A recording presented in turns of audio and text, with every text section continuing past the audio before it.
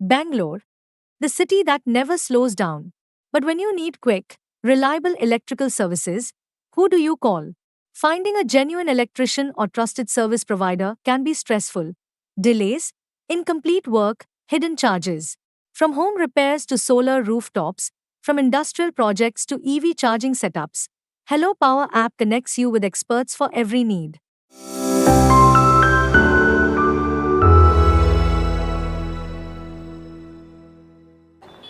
ಈಗ ಇವತ್ತೇನು ಬಿಹಾರ ಚುನಾವಣೆ ದೊಡ್ಡ ಮಟ್ಟದಲ್ಲಿ ಬಿ ಜೆ ಪಿಗೆ ಗೆಲುವನ್ನು ತಂದುಕೊಟ್ಟಿದೆ. ತುಂಬ ಹರ್ಷವನ್ನು ಇವತ್ತು ನಾವು ಕೊಡಬೇಕಾದಂಥ ಸಂದರ್ಭದಲ್ಲಿ ನಾವಿದ್ದೀವಿ. ಜೊತೆಗೆ ಜಂಗಲ್ ರಾಜ್ಯ ಅಂತ 2005 ಮುಂಚೆ ಏನು ಹೆಸರಾಗಿತ್ತೋ 2005 ನಂತರ ಕಳೆದ 20-21 ವರ್ಷದಿಂದ ನಿತೀಶ್ ಕುಮಾರ್ ಅವರು ನಿರಂತರ ಮುಖ್ಯಮಂತ್ರಿ ಆಗ್ತಾ ಬರ್ತಾಯಿದ್ರು. ಆಡಳಿತದ ವಿರೋಧಿ ಅಲೆ ಇರ್ತದೆ ಅಂದರು, ಅದನ್ನೆಲ್ಲ ಸುಳ್ಳು ಮಾಡಿ ಮೋದಿಯವರು ಮತ್ತು ನಿತೀಶ್ ಕುಮಾರ್ ಅವರ ಕಾಂಬಿನೇಷನ್ ಇವತ್ತು 190ರ ಗಡಿ ದಾಟಿದೆ.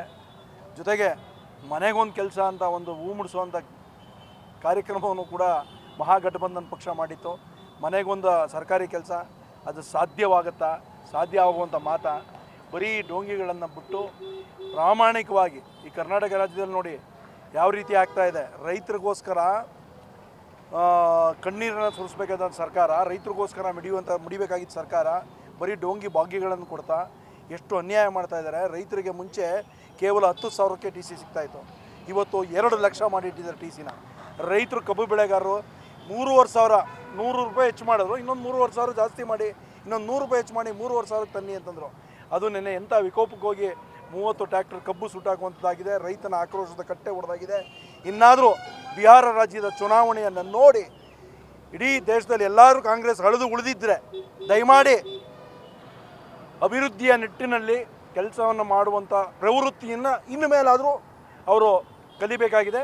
ಯಾಕೆಂದರೆ ಮೋದಿ ಬಂದ ನಂತರ, ಅಲ್ಲಿ ಬಿಹಾರಲ್ಲಿ ನಿತೀಶ್ ಕುಮಾರ್ ಬಂದ ನಂತರ, ಗುಜರಾತಲ್ಲಿ ಮೋದಿಯವರು ಮಾಡಿದ ನಂತರ ಎಲ್ಲ ರಾಜ್ಯಗಳಲ್ಲೂ ಅದ್ಭುತವಾದ ಸಾಧನೆಯನ್ನು ಅಭಿವೃದ್ಧಿಯ ದೃಷ್ಟಿ ಇಟ್ಕೊಂಡು ಕೆಲಸ ಮಾಡ್ತಾರೆ. ಅದರಿಂದ ಬಿ ಜೆ ಪಿ ಗೆದ್ಕೊಂಡು ಹೋಗ್ತದೆ.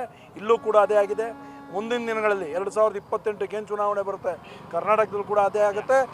ಇನ್ನು ಮಂಡ್ಯದಲ್ಲಿ ಏನು ಶೀಘ್ರ ಸ್ಥಳೀಯ ಸಂಸ್ಥೆ ಚುನಾವಣೆ ಬರ್ತಾ ಇದೆ.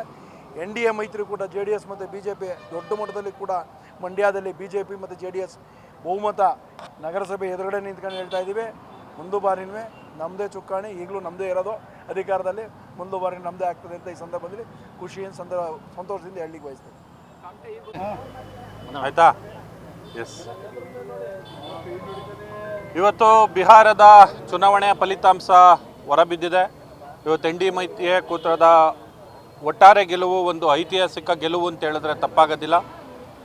ಏನು ಈ ರಾಷ್ಟ್ರೀಯ ಪಕ್ಷ ಆಗಿರೋ ಕಾಂಗ್ರೆಸ್ಸು ಇಡೀ ದೇಶಾದ್ಯಂತ ಮತಗಳ್ಳತನ ಆಗ್ತಾಯಿದೆ, ಮತವನ್ನು ಕದೀತಾ ಇದ್ದಾರೆ ಅಂತ ಹೇಳ್ಬಿಟ್ಟು ಇಡೀ ದೇಶ ತುಂಬ ಎಲ್ಲ ಡಂಗೂರ ಸಾರ್ಕೊಂಡು ಬಂದರು. ಇವತ್ತು ಬಿಹಾರದ ಮತದಾರರು ಇವತ್ತು ಒಂದು ಸ್ಪಷ್ಟವಾದ ಉತ್ತರವನ್ನು, ಇವರೇನು ಕಾಂಗ್ರೆಸ್ ಅವರು ಸುಳ್ಳು ಹೇಳ್ಕೊಂಡು ಬರ್ತಾಯಿದ್ರು ಅದ್ರ ವಿರುದ್ಧವಾಗಿ ಇವತ್ತು ಮತವನ್ನು ಚಲಾಯಿಸಿ ಇವತ್ತು NDA ಮೈತ್ರಿಕೂಟಕ್ಕೆ ಒಟ್ಟಾರೆ ಒಂದು ಐತಿಹಾಸಿಕ ಗೆಲುವನ್ನು ನೀಡಿದ್ದಾರೆ. ಈ ಸಂದರ್ಭದಲ್ಲಿ ನಾವು ಭಾರತೀಯ ಜನತಾ ಪಾರ್ಟಿ ಮಂಡ್ಯ ಜಿಲ್ಲೆಯ ವತಿಯಿಂದ ನಮ್ಮೆಲ್ಲ ಕಾರ್ಯಕರ್ತರುಗಳು ನಾವೆಲ್ಲರೂ ಸೇರಿ ಇವತ್ತು ಬಿಹಾರದ ಮತದಾರರಿಗೆ ಏನು ಅಭಿವೃದ್ಧಿ ಪಥದತ್ರ ಈ ಬಿಹಾರ ರಾಜ್ಯ ಸಾಗಬೇಕು, ಒಂದು ಒಳ್ಳೆಯ ರೀತಿ ಆಡಳಿತ ಬರಬೇಕು ಅನ್ನೋ ದೃಷ್ಟಿನಲ್ಲಿ ಮೋದಿಯವರ ಆಡಳಿತನ ಒಪ್ಪಿ ಇವತ್ತು ಅತಿ ದೊಡ್ಡ ಪಕ್ಷವಾಗಿ ಹೊರಹೊಮ್ಮಿರೋ BJPಗೆ ಸಪೋರ್ಟ್ ಮಾಡಿ, ಜೊತೆಗೆ NDA ಮೈತ್ರಿಕೂಟದ ಎಲ್ಲ ಅಭ್ಯರ್ಥಿಗಳನ್ನು ಗೆಲ್ಲಿಸಿರೋಂಥ ಬಿಹಾರದ ಮತದಾರರಿಗೆ ಮತ್ತು ನಮ್ಮ ಎಲ್ಲ ಕೇಂದ್ರದ ನಾಯಕರುಗಳಿಗೆ ಮತ್ತು NDA ಮೈತ್ರಿಕೂಟದ ಎಲ್ಲ ನಾಯಕರುಗಳಿಗೆ ನಾವು ಅಭಿನಂದನೆಯನ್ನು ಸಲ್ಲಿಸೋದಕ್ಕೆ ಇಷ್ಟಪಡ್ತೀವಿ.